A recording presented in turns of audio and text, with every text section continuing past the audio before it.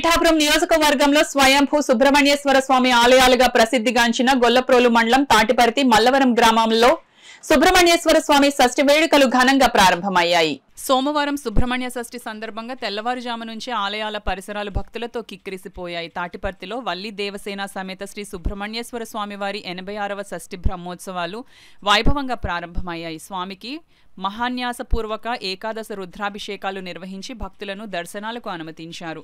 ఆలయం సమీపంలో ఉన్న పుట్టల్లో గుడ్లు పాలు పోసి భక్తులు పూజలు నిర్వహించారు. అలాగే ఏపీ మల్లవరంలోని స్వయంభూ సుబ్రహ్మణ్యేశ్వర స్వామి క్షేత్రంలో భక్తుల రద్దీ అధికంగా ఉంది. స్వామికి అభిషేకాలు నిర్వహించారు. సంతాన ప్రాప్తి కోసం వివిధ ప్రాంతాల నుంచి వచ్చిన మహిళలు తాటిపర్తి మల్లవరంలోని ఆలయాలకు చేరుకుని ఉపవాస దీక్ష చేపట్టారు.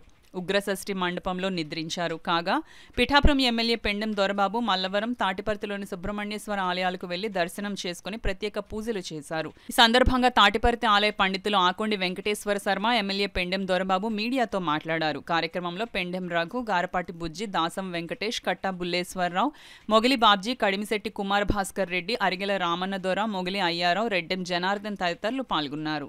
ఈ రోజు తెల్లవారుజామున 3 గంటల నుండి 6 గంటల వరకు స్వామివారికి ఏకాదశవార మహాన్యాసపూర్వకంగా ఏకాదశవార రుద్రాభిషేకం జరిగింది. తర్వాత సర్వ దర్శనములు జరుగుతున్నాయి.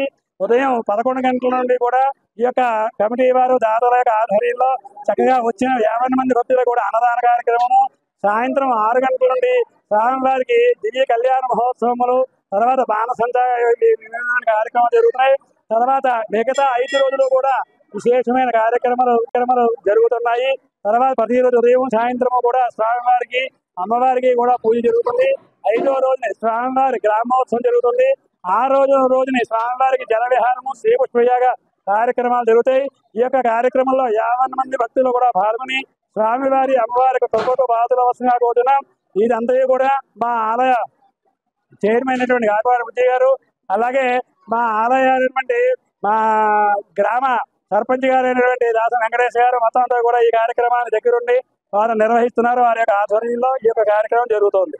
పాము ఉండి ఆ పాము డైలీ స్నానం చేసి వచ్చి ఆ దేవుడికి పూజ చేసే విధానం ఎప్పటి నుంచో నా చిన్ననాటి నుంచి ఉండే సందర్భంలో ఈ దేవుడికి మొక్కుకుంటే అన్ని కోరికలు తీరుతాయనే దిశగా నానుడితోటి జిల్లా వ్యాప్తంగా ప్రతి ఒక్కరు కూడా ఈ సుబ్రహ్మణ్య షష్ఠి సందర్భంగా దర్శనం చేసుకోవడం, ఆ దేవుడి ఆశీస్సులు తీసుకోవడం.